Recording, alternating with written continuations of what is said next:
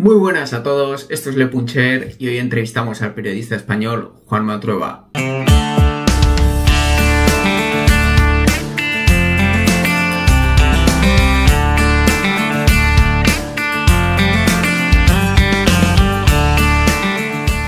Bienvenidos a este nuevo episodio de Le Puncher. En el día de hoy está con nosotros Juanma Trueba, periodista y ex subdirector de AS, entre otras cosas. ¿Qué tal, Juanma? ¿Cómo estás? ¿Qué ¿Cómo va tal? todo? Muy bien.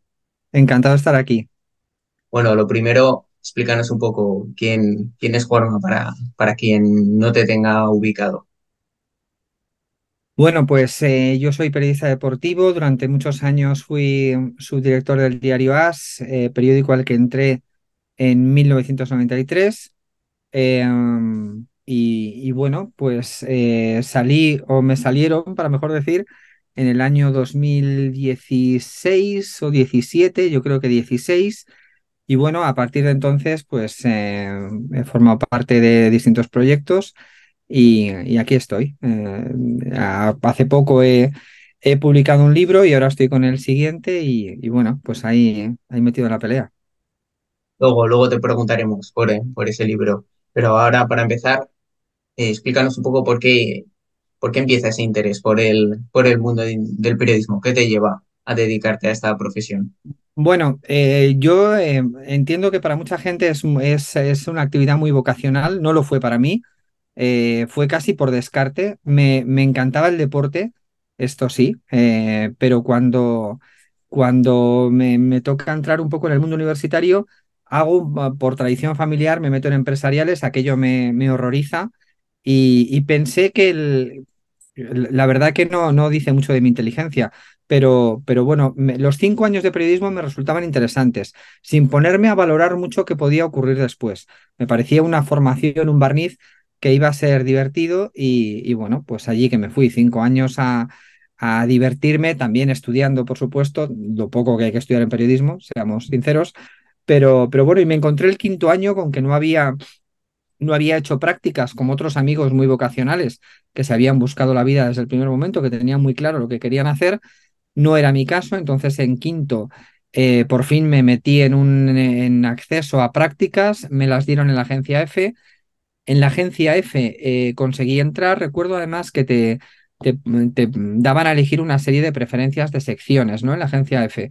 Y la elección por el deporte debió ser la tercera o la cuarta. Es decir, primero recuerdo que puse internacional, luego sucesos, porque todo el mundo te recomendaba que pusiera sucesos, que era donde más se aprendía. Y bueno, pues me dieron sección de deportes y allí entré con Julián García Candau, un histórico del periodismo deportivo con el cual aprendí muchísimo. Julián García Candau luego fue director de AS y bueno, pues me conocía y contó conmigo también para las. Esa es más o menos la historia. O sea, que pusiste antes sucesos que como preferencia que deporte. ¿Eh? Curioso, me parece a mí, porque, por ejemplo, yo estudio periodismo y yo creo que las noticias de sucesos, aparte que yo creo que son no por así decirlo, las más toscas, ¿no? Las más aburridas, siempre puede ser más interesante, pues, como decías, el tema de política o de sociedad o deportes, ¿no? Por ejemplo, que llama la No, atención. bueno, yo creo que me lo recomendaban porque era algo que te curtía Ya. mucho, ¿no? Te, Ah, te obligaba a hacer calle y te ya. obligaba a estar al tanto de cosas, sí, como muy truculentas, pero como que te ayudaban Claro. mucho, ¿no? Quizá también un poco enseñanza de viejo periodista de otro mundo distinto. Tenéis que pensar que el periodista deportivo no tenía el rango que tiene hoy en día, ¿sabes? Para bien y para mal. Pero no era algo que estuviera en la mente de mucha gente que entraba a hacer periodismo, ser periodista deportivo, que yo creo que ahora sí, ahora hay muchísima gente que entra con la idea clara de ser periodista deportivo. En aquel momento no. Y te digo que era un chalao del deporte, pero aun siendo un chalao del deporte, de practicarlo y de verlo en la medida de mis posibilidades, no se me pasaba por la cabeza ser periodista deportivo hasta que de repente me encontré en la redacción de la agencia F con un periodista deportivo de pura raza y muy intuitivo y muy duro y muy generoso todo al mismo tiempo como Julián García Candau. Y nada, pues ya fue todo de corrido, el destino decidió. Y bueno, en especial el ciclismo, porque te comenzó a interesar. No sé si tenías algún referente cuando eras más pequeño, alguien pues tanto en el mundo de la comunicación o en el propio deporte que que te interesase en especial.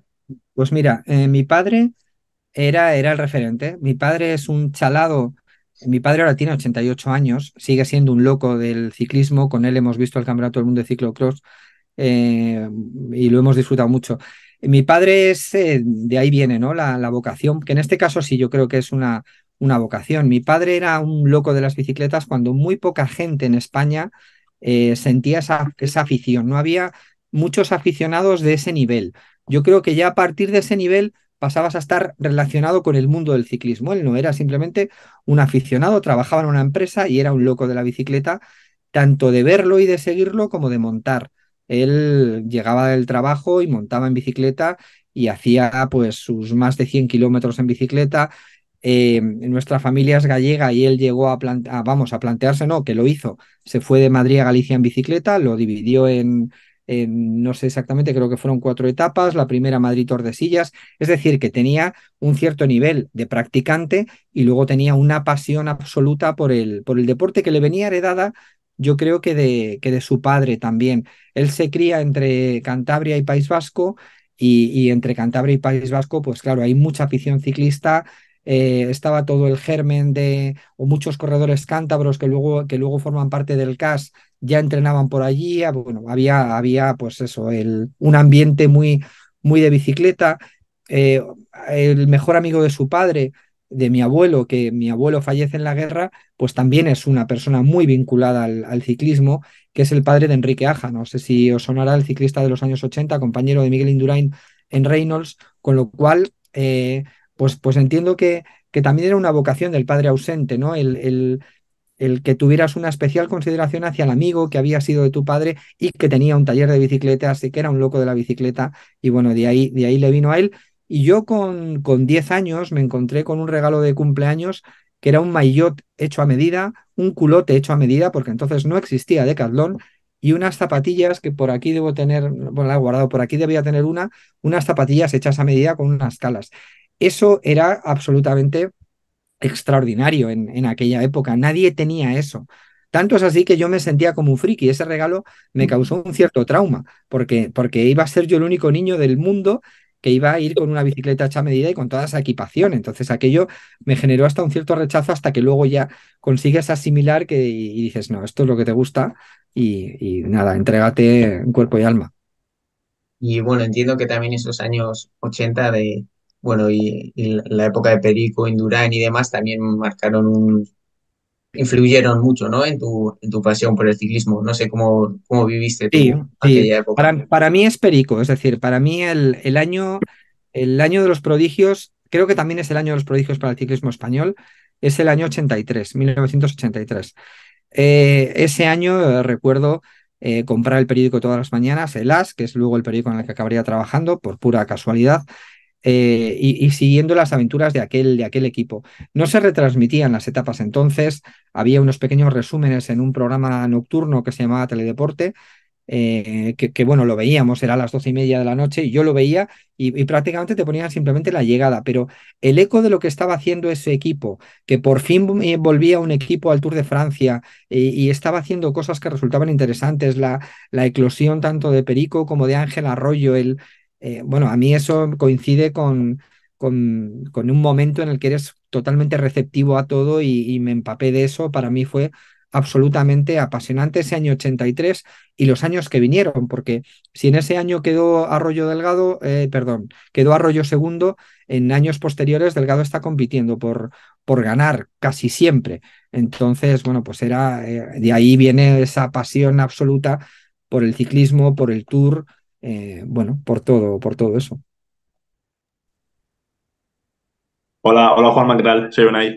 Muy buenas. Quería preguntarte precisamente por eso, ¿no? Por ¿cómo viviste, como te ha preguntado Sergio, esos años 80, ¿no? Del Reynolds y luego la posterior llegada de Banesto, la irrupción del gran Miguel Indurain. ¿Cómo viviste y cómo vivió el periodismo español pues, la irrupción, ¿no? De un gran campeón como Indurain, siguiendo la estela de Perico? ¿Cómo se vivió en esa época A de ver, principios de los 90?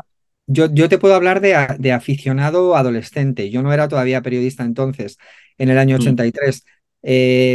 Pero luego, cuando lo ves con cierta perspectiva, se producen cosas muy interesantes en el año 83. El año 83 es un año de la movida madrileña, que habréis oído hablar de ella. Es un año de cambio también en el deporte y es un año de cambio en la sociedad. Eh, Pensad que irrumpe la Quinta del Buitre, ¿vale? Y la irrupción de la Quinta del Buitre y de nuevas fisonomías de futbolistas modernas. Es decir, Butragueño no era un arquetipo de futbolista que existiera en tiempos anteriores. Todos los futbolistas eran más toscos de aspecto, ¿no? Lo mismo pasa en el ciclismo, es decir, Pedro Delgado y Pello Ruiz Cabestany son un tipo de chico que está más relacionado con la sociedad que con la historia del ciclismo español, que la historia del ciclismo español eran poco menos que tíos como campesinos, curtidos como campesinos, Manzaneque, eran todos ciclistas muy lo digo con todos los respetos del mundo, pero de la España subdesarrollada casi.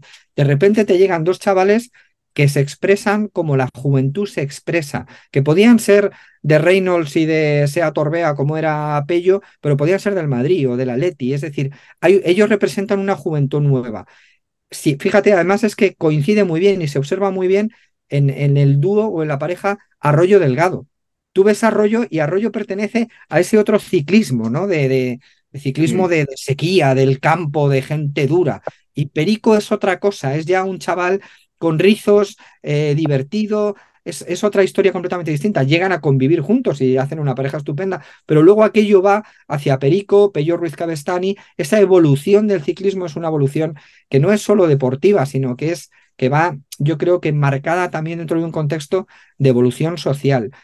Fue el Tour de Francia, era algo que ocurría y que nos resultaba absolutamente ajeno, pero absolutamente ajeno, como nos resultaba ajena en aquella época la Copa de Europa, de fútbol, digo. Es decir, el Madrid ganaba, las grandes gestas del Real Madrid estaban basadas en partidos de la Copa de la UEFA, que era la tercera competición continental, pero nos resultaba muy satisfactorio y nos valía para crear toda una literatura y una épica en torno a las remontadas del Madrid, pero todavía no formábamos parte de la élite. Yo creo que en el ciclismo pasó lo mismo.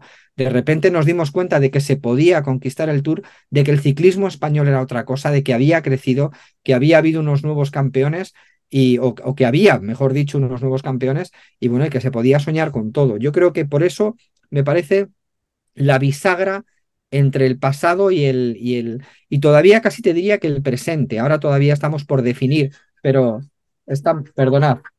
perdonad que me llama el hombre que fue a Galicia en bicicleta. Me llama, luego le llamaré. Disculpad. Entonces yo creo que ese es el momento bisagra del ciclismo español, sinceramente.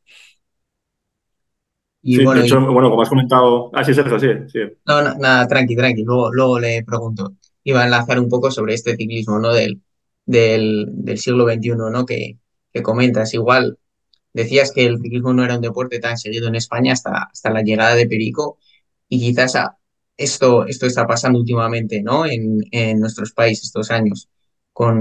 Se vivieron muy buenas temporadas, pues con Valverde, con Purito, con Contador y ahora parece que, bueno, pues te diría así, hasta desde, bueno, con Valverde aún, ¿no? Ha habido, pero tras la retirada de Contador parece que el ciclismo español ha perdido afición, ¿no? Esa es la sensación que me da, sobre todo en gente más joven, quizás por esa falta de referentes como podía ser Perico en ese momento. No sé a ti Y, qué te a ver, parece, yo Juan. creo, creo que Indurain es hijo de Perico, un hijo muy prematuro, porque coinciden, pero de lo que no hay duda es de que Contador es hijo de Indurain. Es decir, hay una vinculación muy directa entre todos esos campeones, entre ese 83, lo que pasa después de ese 83, hasta el último Valverde. Yo creo que todo está muy conectado. Ahora siento que el futuro del ciclismo español, no sé si está ya tan conectado con todo aquello o realmente estamos empezando desde un punto y aparte un cambio de párrafo. ¿No? Lo que pueda suceder, lo que pueda ser Ayuso, lo que pueda ser Carlos Rodríguez, yo creo que estamos entrando en otra fase. A mí me cuesta más adivinarlo. Sin embargo, lo otro creo que se lee más de corrido, ¿no? Es decir, tenemos Arroyo, lo que hace Arroyo, lo que hace Perico, Indurain coincide con Perico, pero ya desde una base de confianza en un equipo que siente que puede, que siente que es grande, que domina, que lo controla todos los resortes, cada vez más influyente dentro del ciclismo mundial. Todo va todo se va gestando desde ahí, ¿no? Desde ese éxito suele ocurrir. En cambio ahora, no sé, yo por lo menos, me he quedado un poco que no sé aventurar muy bien. Es decir, eh, también creo que la cultura ha cambiado. Antes, si no teníamos campeones, no mirábamos. Ahora creo que todos los que han vibrado con Contador, con Purito, con Valverde, no les ha resultado muy difícil sumarse al carro de Pogačar, de Van der Poel, de Van Aert. Hemos madurado un poco, ¿no? No es aquello de, bueno, ya no hay campeones españoles, hasta luego, Lucas, me pongo a mirar otro deporte, otra cosa, hasta que salga uno que gane. No, ¿no? Yo creo que ahora estamos en una edad de oro del ciclismo. Si estábamos en la edad de oro del ciclismo español, ahora estamos en la edad de oro del ciclismo en general. La pena es que no tengamos uno, ¿no? De esos representantes ahí. Pero, ¿y tú opinas? ¿Tú en cambio crees que sí que se sigue el ciclismo en España, a pesar de que no haya ese corredor referente que comentamos? ¿No crees que nuestro país ha perdido un poco esas ganas de verlo, ¿no? Esa sensación de decir, de llegar las tardes de verano y poner la televisión y ver el Tour de Francia, como podía ser la época de Contador y demás? Aquí siempre hay que distinguir entre diferentes colores de aficionado, ¿no? El muy aficionado, Claro, pienso por ejemplo en Alix, ¿no? El comentarista de Eurosport sí, que conoces. Sí. Alix siempre reivindica. hablando de eso, de ese público más generalista, ¿no? Claro, porque Ali siempre reivindica que le da igual que sean españoles o que no sean españoles, que él disfruta del Claro, ciclismo, de la calidad de los ciclistas, ya, pero bajando el nivel, sí es verdad que hay mucho aficionado que si no hay españoles no le presta sí, atención, está eso es. claro. Pero creo que dentro de esa gama de colores, sí hay gente que antes no miraría y que ahora se ha quedado enganchada por el prodigio que es poder ver buen ciclismo, ciclismo competitivo de estrellas, desde enero hasta el Giro de Lombardía. Y eso no sucedía antes. Yo creo que ahora hay una mayor cultura ciclista. No hay más que ver la cantidad de libros, de obras que proliferan, de documentales, etcétera. Pero es cierto, sin una figura española, pues se te queda un poco cojo. Lo que no sé es cómo se va a abrir hueco una figura española entre todo lo que tenemos ahora en el panorama ciclista mundial. Ojalá, ojalá lo consigamos. Pero, ¿qué tal, Juanma? Pero de ¿Qué pronto tal? no ves, o sea, probablemente el ciclismo o el aficionado español está un poco mal acostumbrado, estuvo, pero en buena forma, ¿no? A Perico, Contador, Indurain, Valverde. ¿No crees de pronto que Ayuso podría, bueno, es prematuro, pero igual en chavales jóvenes, pero podría proyectarse a futuro a dar ese triunfo en, bueno, en grandes vueltas o en alguna carrera importante como lo hicieron los antecesores? ¿O de pronto hay otro más, o no hay, o no ves a Ayuso con esa proyección?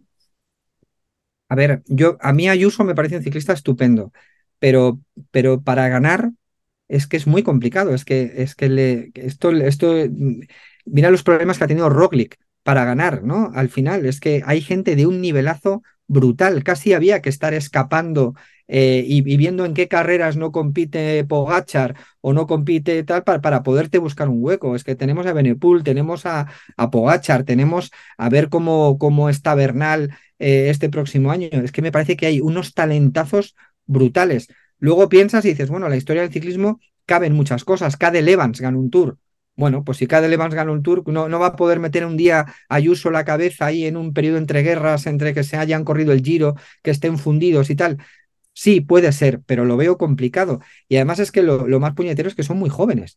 Es que los que están dominando ahora son muy jóvenes. Y yo creo que ya no es eso que dijimos un poco los más viejos del lugar de, se están dejando muchas fuerzas muy pronto y lo van a pagar. Yo ya tengo dudas, no creo que lo vayan a pagar. Yo es que creo que son muy buenos. Estamos asistiendo a algo que es insólito dentro de lo que era aquel ciclismo al que estábamos algunos acostumbrados, donde las estrellas no se dejaban ver hasta bien entrada la primavera. Y ahora, mira, pues es que los tenemos ahí todavía. Entonces, lo veo muy difícil, ojalá, pero los veo más ciclistas de podio y ya es darse con un canto en los dientes que con posibilidades de ganar. No sé, ahí te hemos dejado a medias, no sé qué querías añadir por ahí. No, como ha comentado ahora Juanma, ¿no? Yo creo que estamos ahora asistiendo a un ciclismo en el que las grandes figuras desde el mes de marzo, por decir ya el mes que estamos a puntito, ya empiezan a ganar carreras, ganan no solamente el que gana el Tour antes, se le viene el Tour. Ahora, pues bueno, te está ganando en Lombardía, Pogačar te está ganando carreras en Bélgica de clásicas. La verdad es que es muy complicado y como dice él, ojalá veamos a un Ayuso ganando el día de mañana un Tour, pero es muy complicado. Bueno, como había comentado él antes, que has visto la carrera hoy de ciclocross, ya los ciclistas ya no solo es el corredor de ruta especial, ahora ya pues, tenemos a Pidcock, tenemos a Van der Poel, a Van Aert, muchísimos corredores que ya están en diferentes modalidades y ganando en todas las carreras. Sí, os hablaba, perdona que te interrumpa, os hablaba de que nos hemos culturizado como aficionados, pero creo que los propios corredores también se han culturizado y respetan muchísimo la historia de las carreras y respetan todas las modalidades del ciclismo. Es decir, independientemente de que te guste más o menos hacer ciclocross, lo que estás honrando un poco a la historia de tu deporte, ¿no? Y estás recuperando una modalidad que había quedado oculta. Estos tíos cuando ganan una clásica, cuando ganan un monumento, lo honran y ellos mismos se honran de ganarlo. Esto ojalá nos hubiera pasado. Si esto hubiera ocurrido en época de Indurain o me voy más atrás, en época de Juan Fernández, que era un clasicómano que teníamos aquí que no le hicimos correr ninguna clásica. Probablemente también hubiera cambiado nuestro ciclismo desde mucho antes. Nosotros nos centrábamos en la Vuelta y en el Tour porque no había posibilidades, porque la gente tampoco lo reconocía, los sponsors tampoco, pero que no hubieran podido ganar. Miguel, quizá no tanto en las del Pavés, porque Miguel tenía un problema de muñeca que le minaba mucho en ese tipo de etapas, pero bueno, en cualquier otra, ¿no? Y lo mismo digo Juan Fernández y podríamos hablar de otros muchos ciclistas, ¿no? Que si hubieran ido en condiciones a esas carreras, hubieran quizá hecho evolucionar también la cultura ciclista en España. Y bueno, hablamos un poco sobre el ciclismo en nuestro país, que comentas que está, por así decirlo, ¿no? Se vivió un pico con Valverde, con Contador y demás, y ahora está un poco en ese momento valle, ¿no? Hasta encontrar algún otro referente español.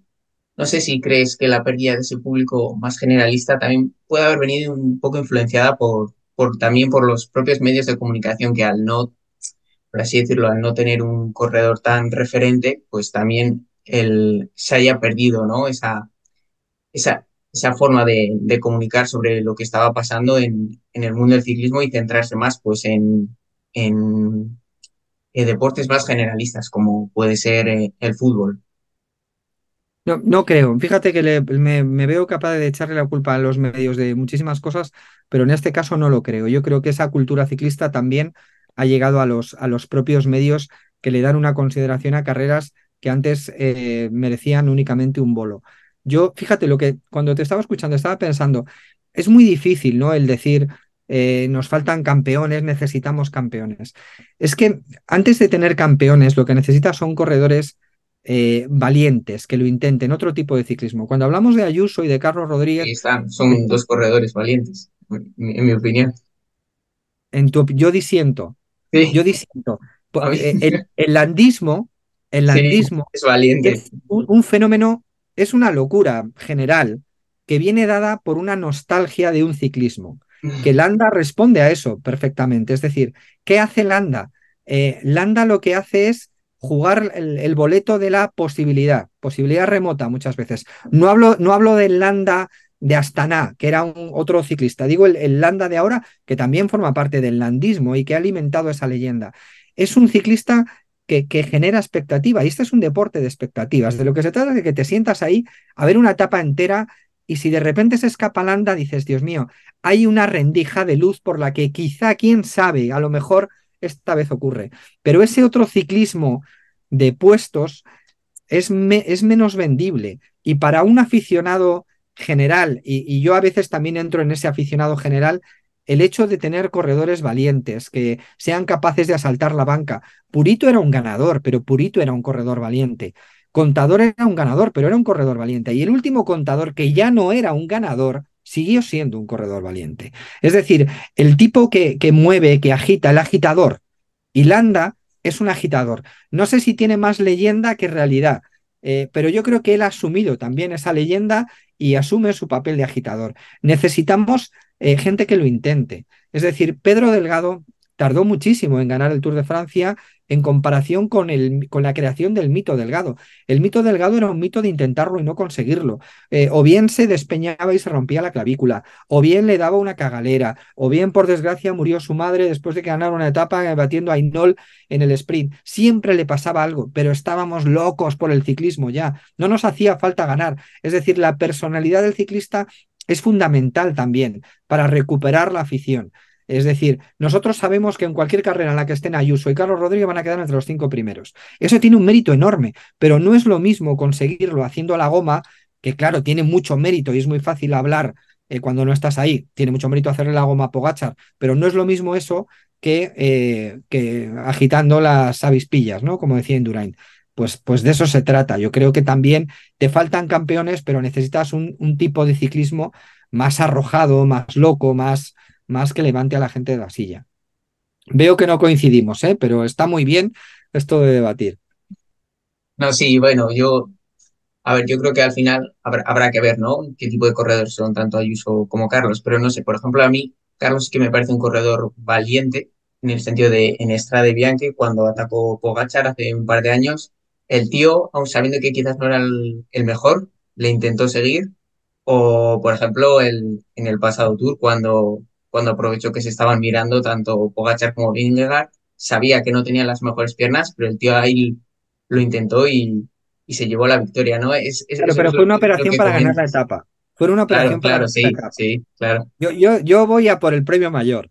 Yo voy a por el premio mayor, que probablemente no lo consigas porque no tienes la madurez, ni el momento, ni el estado, ni tal. Pero ese ciclismo más de 4-4-2 a mí me parece un poco reservón. Yo prefiero un ciclismo más atrevido. Y Más todo el atrevido. mundo, en ese sentido todos. O sea, Claro, pero Sí. yo fíjate que creo que los equipos y los directores no coinciden con nosotros. Un director prefiere hacer quinto sí. que no haberla liado parda en 2 etapas pirenaicas. Y eso va en contra de la historia del ciclismo, porque la historia del ciclismo no se escribe a base de quintos puestos, sino se escribe a partir de tíos que han conseguido hazañas o que lo han intentado, o que aunque luego se desfondaran, aunque luego les diera una pájara, el aficionado no valora eso. Y el landismo, con todos los matices y cosas que tiene, joder, lo demuestra. Hay un montón de gente loca por un tío que no va a ganar nada jamás, porque ya no es ni la mitad de lo que era, pero coño, que es valiente y que asoma de vez en cuando. Y con eso nos conformamos. Sí, un ejemplo así sería, por ejemplo, en el que estás hablando, yo opino como tú también. Creo que pues, en Francia lo que ha pasado, ¿no? Con Thibaut Pinot, reciente retirado, era un corredor ahí que levantaba pasiones, que era ofensivo, y en cambio, por ejemplo, en el mismo equipo, David Gaudu ha conseguido un puesto que ha sido quinto ahí, pero nunca ha estado en condiciones reales o ha hecho un ataque heroico como podía hacer Thibaut de irse a 180 de meta a ver, y luego se desfondaba. Yo creo que en ese caso que estás comentando tú sería muy parecido al de Totalmente. Pinot y Y Thibaut. el fenómeno Virenque es lo mismo. El Mm, fenómeno Virenque luego era un actor un poco sobreactuado, o bastante sobreactuado un muchas poco. veces. Pero bueno, pero es que estaba ahí, se iba y lo intentaba y tal. O sea, son agitadores. El ciclismo de Altrantrán es un ciclismo muy aburrido. Además de que los propios genios que tenemos ahora mismo no practican ese ciclismo. Es que Benepoel es un talento forjado en el ciclismo antiguo. Es que son tíos que quieren, Mm. que quieren escribir leyendas. Es que eso me parece formidable, porque eso no se veía desde hace muchísimos años. O sea, se vio en Eddy Merckx un día que le dio una ventolera y siendo líder con muchísimos minutos de ventaja, va y le da por escaparse y hacer una cosa extrañísima que solo le ponía en riesgo a él. Y yo llegué a la conclusión cuando repasé ese episodio de que Merckx, después de haberlos ganado a todos, decidió ganar a Merckx. Pues ese tipo de chifladura es lo que se echa en falta, pero que yo creo que lo tenemos, ¿eh? Pogačar es valiente, Benepol es valiente, yo creo que los grandes que están ahí son todos valientes. Vingegaard es valiente también, no hay más que ver el temporadón que hizo el año pasado, o sea que, claro, es que estás rodeado de tíos. ¿Cómo destacar entre esos? Es que es un poco el síndrome Gianni Buño, ¿no? Es ¿Y, que, es cre- que ha aparecido en el momento equivocado. y crees de pronto que es un tema de actitud o tal vez de formación? Cuidan mucho son ciclistas, los españoles actuales, que cuidan mucho los vatios y no arriesgan. Bueno, Pogačar arriesga, aunque después en el Tour dijo estoy muerto, pero no le claro. interesa, igual tuvo una buena temporada, considero yo. Pero no sé, acá en contraste con Enric Mas, que se cuida, tiene el talento, tiene las piernas, pero no se lo Horror, ve que arriesga. un Entonces, horror, un horror. O entonces sea, es un tema ya de actitud o de formación desde pequeño, no sé, ¿a qué se le bueno, atribuye mira, esta? entiendo, claro, aquí es que estamos hablando siempre de piernas que te duelen. Entonces, claro, exigirle a un tío sé valiente cuando va fundido, entiendo que es complicado, pero creo que la táctica, por ejemplo, de un Enric Mas es completamente errónea, ¿no? A la hora de ocupar un lugar en la estima de los aficionados. Yo creo que es absolutamente errónea. Eh, si hablamos del equipo Movistar, de la herencia de la estructura de aquello que fue Reynolds en principio, yo creo que es un equipo ultra conservador, ultra conservador. Y creo que es muy poco estimulante para los ciclistas que están en él y que tienen otra manera de ver las cosas. Cuando te hablaba antes de equipos que prefieren hacer puestos y no arriesgar, equipos que prefieren no arriesgar, no vaya a ser que beneficien a otro, bueno, todavía nos encontramos con tácticas muy, muy desesperantes. Es decir, hay equipos que confunden quién es el enemigo. Y el enemigo siempre es el primer favorito. El enemigo siempre debe ser el amarillo.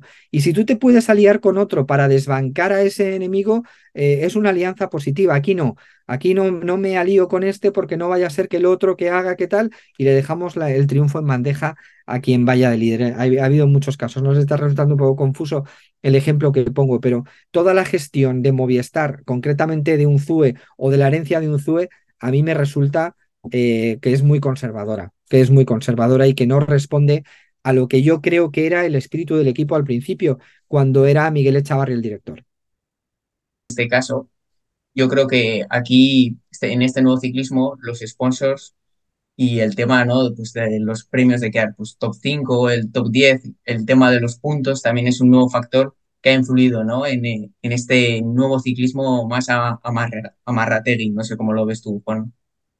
Al Sí, final ha el dinero influido, también es pero un factor muy importante. se- seguro, pero que los más grandes no sean amarrateguis, yo creo que indica también una tendencia, ¿no? Yo creo que el ciclismo amarrategui va un poco en contra de la marca que patrocina. Es decir, lo que hace trascender a la marca es el ciclismo valiente, es dar espectáculo. Por eso antes mencionaba yo a Contador que cuando Contador vuelve después del famoso chuletón y todo eso, que ya es un ciclista, yo creo que por edad, no por otras cuestiones, es un ciclista no tan desbordante. Lo que hace y lo que gana lo hace con un sentido del espectáculo admirable, admirable. Y podía no haberlo tenido y lo tuvo siempre. Y yo creo que parte del afecto del aficionado hacia Contador viene de ahí.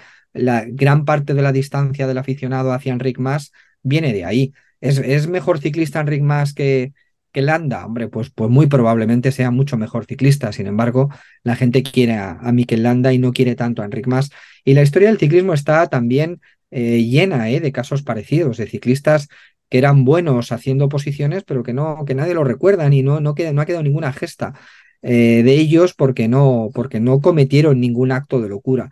Y para romper un poco el status quo hay que cometer actos de locura, si no es imposible. Si no, al final esto se decanta, lógicamente. El mejor es el que gana, luego el siguiente, luego el siguiente, luego el siguiente, ¿no? Entonces, yo creo que es muy importante que eso parta desde el propio equipo.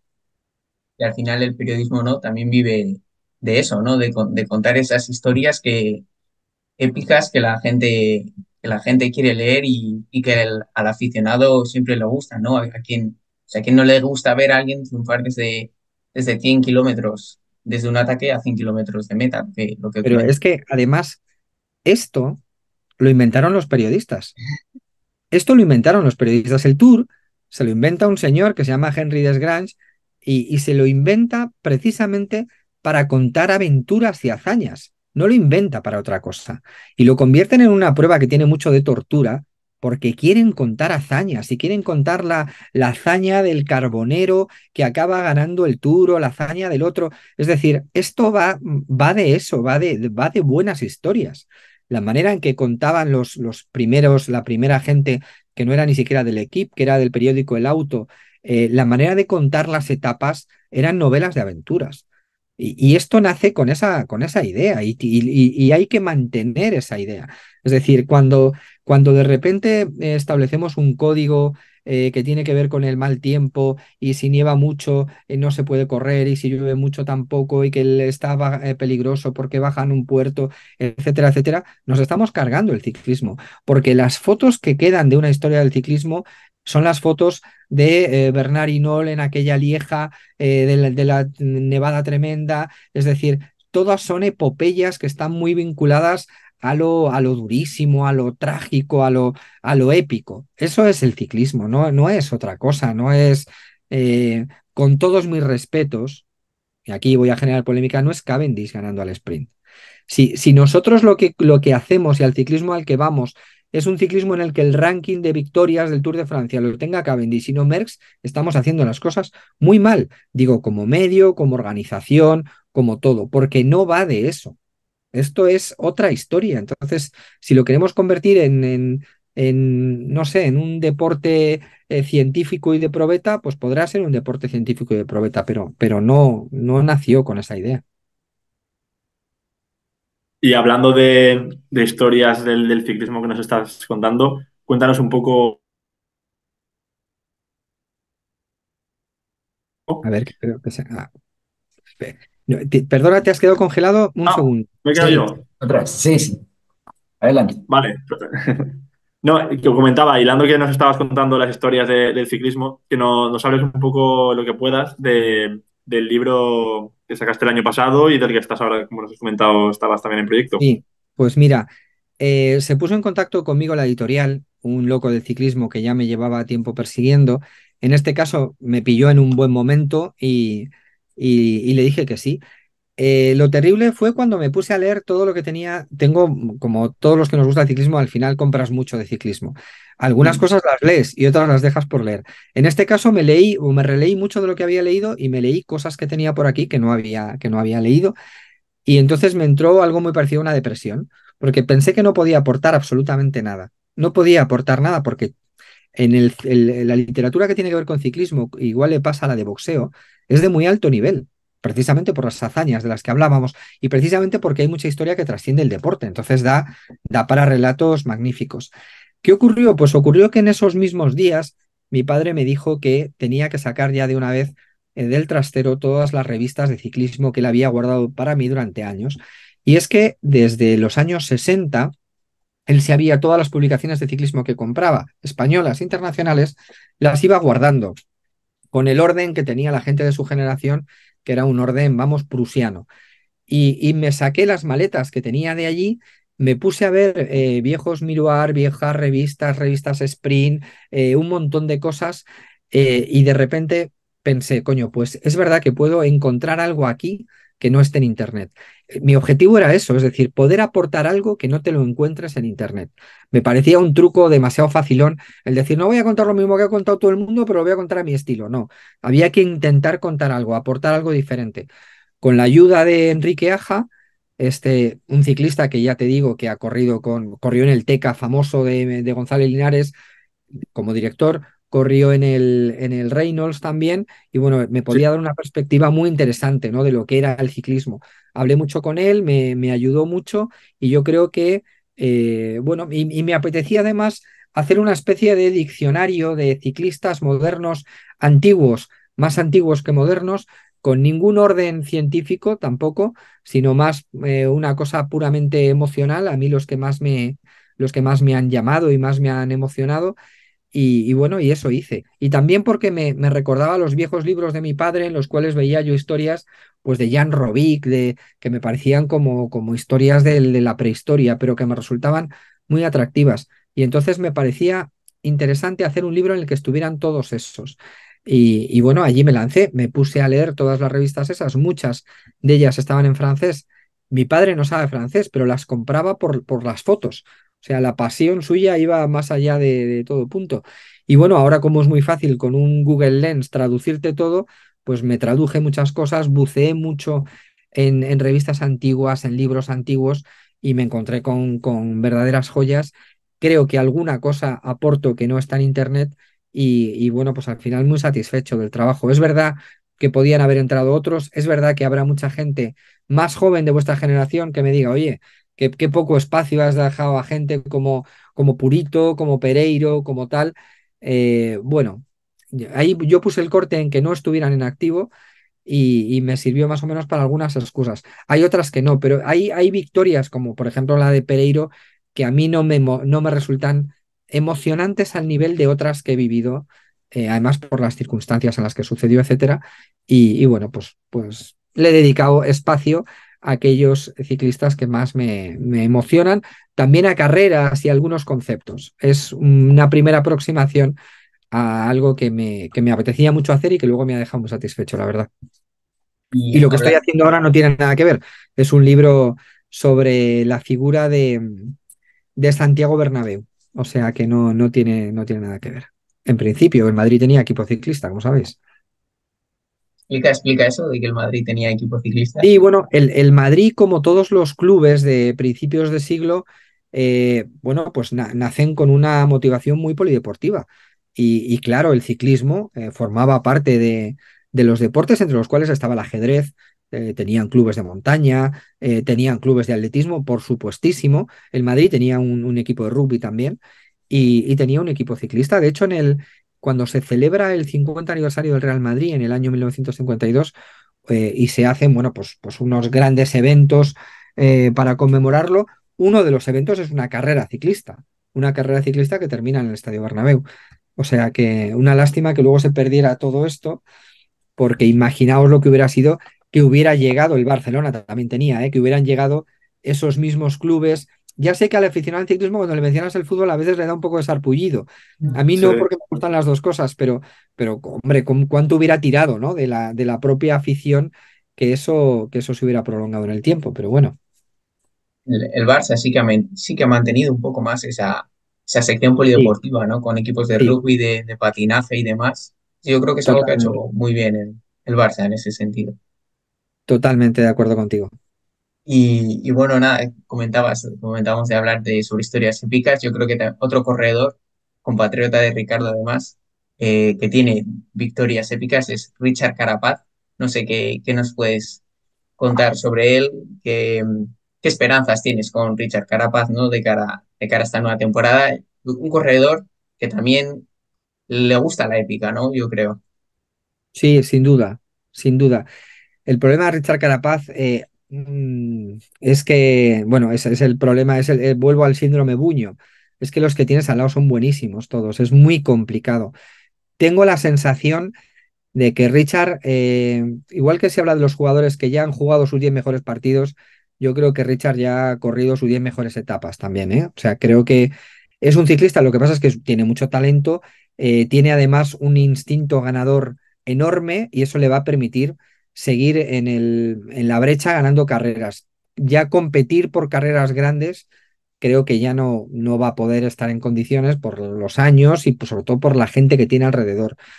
Insisto, yo muchas veces pienso que ciertos ciclistas, lo pensaba con Roglic, y Roglic estamos hablando que es el escalón inmediatamente inferior a estos que están fuera de catálogo, que tenían que buscar las carreras en las que no corran ellos.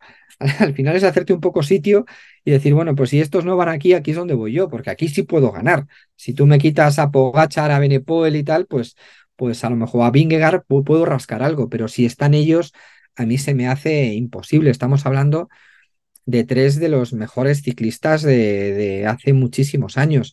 Es algo muy raro que esto ocurra en el deporte. Ha ocurrido en el tenis. En el tenis han coincidido los tres mejores jugadores de la historia, han coincidido juntos. Esto no pasa nunca. Y ahora nos estamos encontrando, es muy difícil hablar de los mejores ciclistas de la historia, lógicamente, porque están en pleno proceso todavía creativo, digamos. Pero bueno, es que ¿a dónde va a llegar Vingegaard? ¿A dónde puede llegar Pogačar? Y si se pararan ahora, ¿dónde estarían? Estarían todavía muy alto, ¿eh? Y les queda, pues fíjate, el otro que acaba de ganar 6 mundiales, ¿no? De ciclocross, lo que le puede quedar a ese muchacho, lo que les puede quedar a todos ellos. Pero bueno, es que son demasiado buenos. Ya no solo, ¿Ves? como comentas. Ay, perdón, Ricardo. Sí, sí. ¿Ves de pronto con este paso de Roglic Sabora, ahorita que lo mencionas, lo ves ganando una grande nuevamente o ya crees que pueda tener el mismo efecto que Carapaz? Sí, yo creo que debería ir hacia abajo, debería ir hacia abajo. Siempre el cambio de equipo suele ser revitalizante, pero es que es muy complicado, es muy complicado. De todas formas, sí creo que si él se busca un hueco, es decir, no sé si todo, de momento no está pasando, ¿no? Que coincidan todos los buenos en el Tour con disposición de ganarlo. Si eso ocurriera y Roglic buscara Tour o Vuelta, perdón, Giro o Vuelta, podría ganar seguro, pero en una pelea cara a cara con Vingegaard, Pogačar y Evenepoel, no le veo en condiciones. Y ya digo que me parece que es el escalón seguido a ellos, pero lo veo muy complicado y luego que los años no pasan en balde. Unai, qué querías Unai, comentar por ahí? sí. No, quería comentar eso, ¿no? Como había dicho Juanma, que ya no solo esa rivalidad que pueden se estar formando ahora entre Vingegaard, Pogačar, Evenepoel, también esa que de Van der Poel y Van Aert, ¿no? Que ya no solo el aficionado que ve, como hemos comentado antes, solo ve el Tour de Francia y la Vuelta a España, sino ya se engancha desde el mes de ahora en febrero, en enero el ciclocross, llegando luego con las clásicas y ya llegando al verano, ¿no? La gran pelea entre estos dos os categoría que son Wout van Aert y Van der Poel. Que eso también el ciclismo está viviendo la época de oro y ya no solo en las grandes vueltas, sino que también en las clásicas. Que yo creo, por eso os decía, que creo que está llamando la atención incluso eso del aficionado. Al final, lo que necesita son personajes, ¿verdad? Personajes que se repitan, personajes que estén siempre ahí, que tengan una personalidad muy definida. Tanto Van Aert como Van der Poel tienen una personalidad muy definida. Ya para los que somos un poco frikis, Van der Poel es que es alguien que va con un aura, es que es el padre, es el abuelo, es, ¿no? Cuando yo estoy viendo a Van der Poel hoy mismo, mi padre está viendo a Pulidor. O sea, ahí es que te está uniendo varias generaciones. Y bueno, pues sí, sí, yo creo que es absolutamente disfrutable. Y si te gusta el ciclismo, pues y te apetece, eres de Van Aert unos días, de Van der Poel otros, y te ves las clásicas como si hubiera españoles metidos en la pelea. Por eso digo que al final creo que en cultura ciclista hemos salido ganando. Antes no era frecuente encontrarte a alguien que te supiera decir cuándo es la París-Roubaix o que disfrutara de una Lieja así apasionadamente. Esto era una cosa extrañísima. Y ahora prácticamente cualquier aficionado al ciclismo, bueno, pues lo valora y lo disfruta. E incluso yo creo que está surgiendo una nueva ola de aficionados al ciclismo que desprecian la gran vuelta al Tour de Francia y tal, y que te dicen, no, no, las raíces y la esencia está aquí, eres un moña y un paleto si estás pendiente del Tour de Francia. Esto también lo hay, ¿eh? No sé si son los panenquitas del ciclismo, dicho con cariño, pero hay mucho que todavía te regaña, ¿eh? Sí, sí, los nuevos paniquitas. Bueno, Otra pregunta que tengo ahí, no, ¿qué expectativa le ves a Nairo ahora que volvió al World Tour, en Movistar? Y bueno, un poco, no sé, pues si resultó o no injusto algún punto de vista respecto al año sabático que se vio forzado a tomarlo, ¿no? Donde prácticamente ningún equipo eh, lo quería. Uf, mira, Nairo ha hecho poco por su, yo creo que por su imagen en general. Quizás sea una cuestión de carácter, ¿eh? Pero creo que ha hecho poco por su imagen. Creo que Movistar se beneficia del talento de Nairo, lo potencia por otro lado, pero como no, como tienen, Nairo tiene un carácter particular. Movistar tiene un carácter particular también, ¿eh? Si lo humanizáramos, tendría un carácter particular.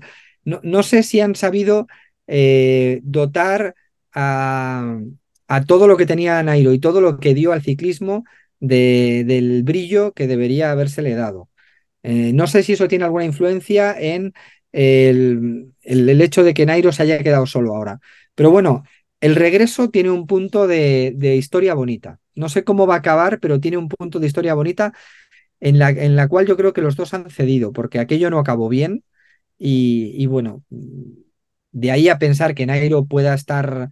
Yo creo que Nairo todavía va a tener un último tango, pero no creo que sea para ganar una gran vuelta. Pero para hacer alguna historia chula, seguro. Pero bueno, no sé, me apetece más estar pendiente de Bernal que estar pendiente de Nairo, sinceramente. Ojalá Bernal pueda alcanzar el nivel que tuvo, porque sería si ya encima de esta ensalada que tenemos metes a un buen Bernal, Dios mío, es que no, me faltan días para contigo, dedos para contar los días que quedan para el Tour o para la carrera que sea. Porque Bernal al final es otro corredor que ha demostrado que a nada que tiene, lo que comentamos, que a nada que tiene un gramo, vamos, ni se lo piensa. Claro, Me acuerdo de aquella subida a los lagos de Bien, Covadonga en la última vuelta que corrió en condiciones. O sea, claro, es otro loco maravilloso y luego que es colombiano y es que tiene otra cosa ahí, tiene una rabia, tiene un afán y es, yo no sé, ¿eh? Yo creo que puede, que está, si estuviera muy bien, estaría al nivel de ellos. Entonces, es que sería, vamos, sería una pelea en el Salón del Oeste. Entre todos estos sería una refriega, una balacera maravillosa. Ojalá, ojalá Bernal vuelva.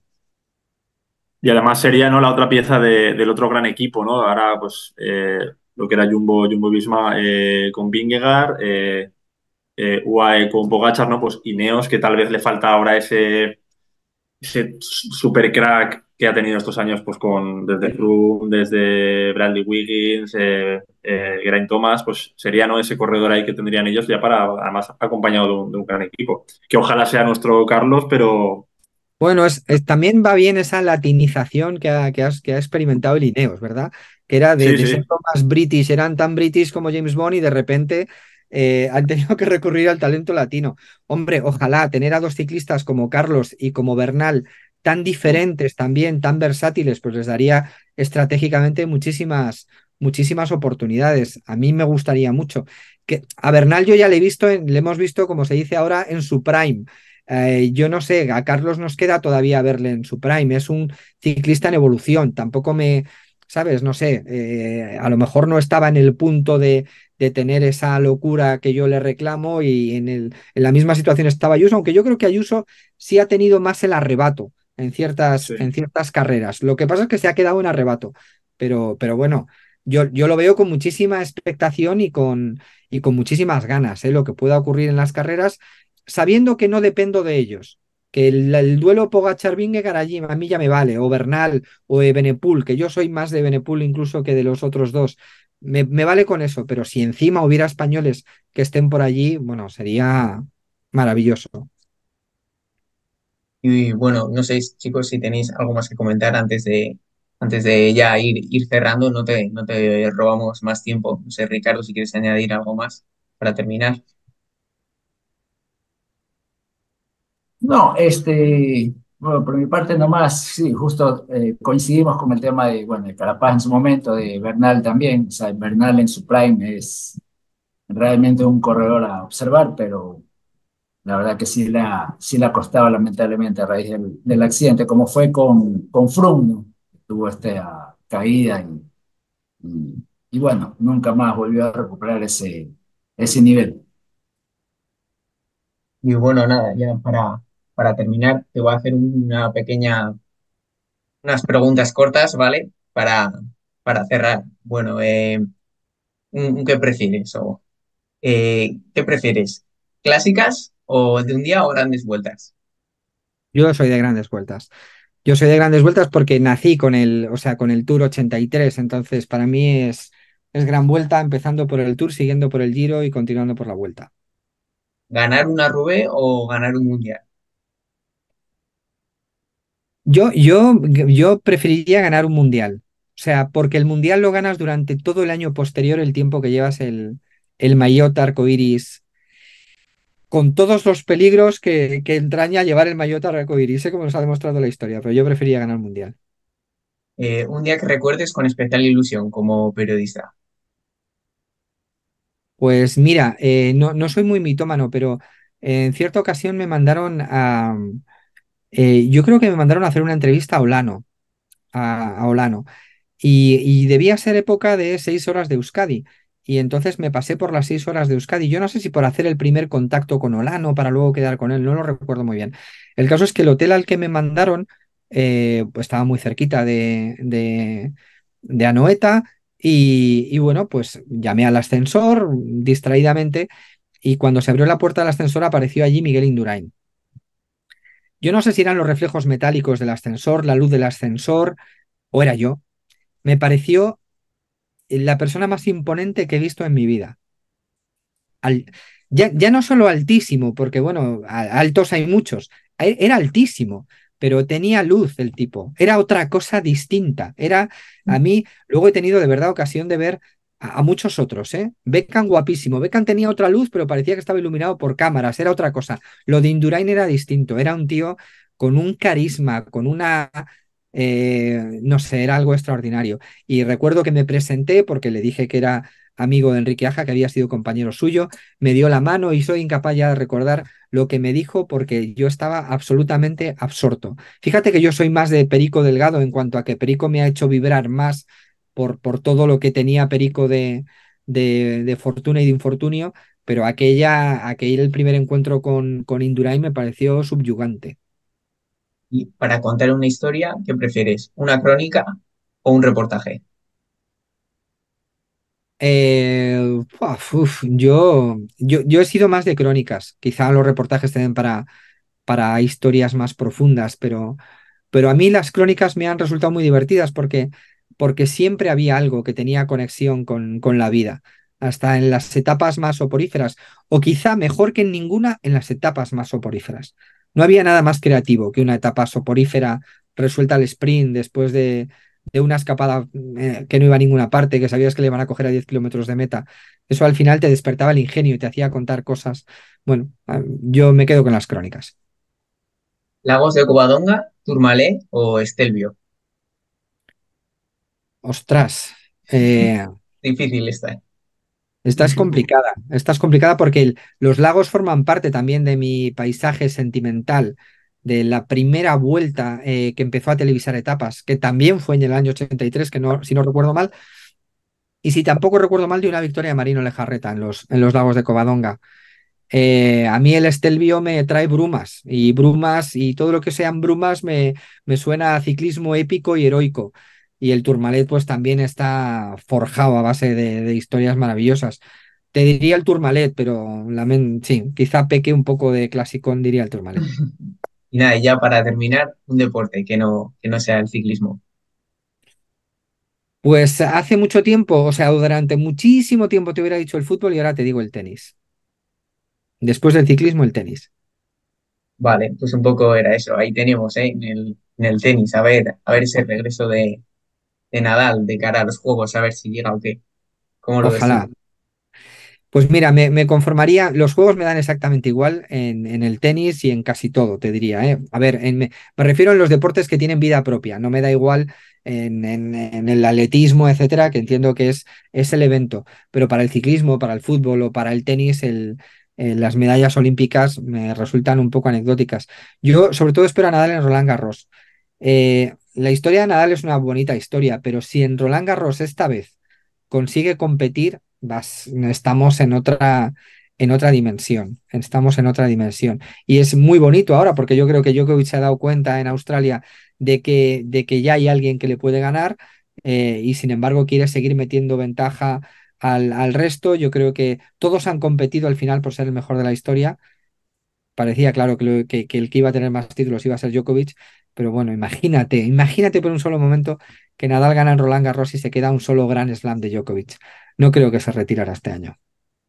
En mi caso, a mí personalmente bueno, me haría ilusión, me gustaría mucho verlos en unos dobles, a Alcaraz y a Nadal en unos juegos. Yo creo que para mí eso sería una despedida perfecta. Yo creo que los juegos es lo máximo, ¿no? En el deporte.